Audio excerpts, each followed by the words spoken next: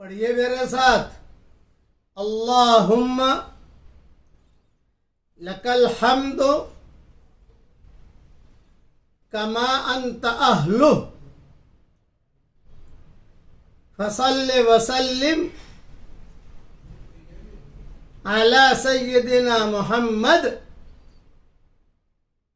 کما انت اہلہ وافعل بنا ما انت اہلہ فإنک اہل التقوی وأہل المغفرہ۔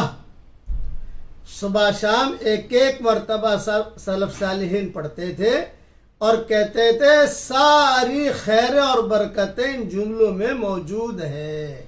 میں امیجز بنا کر بھیجتا ہوں، صبح شام ایک ایک مرتبہ پڑھنے کا اہتمام کیجیے۔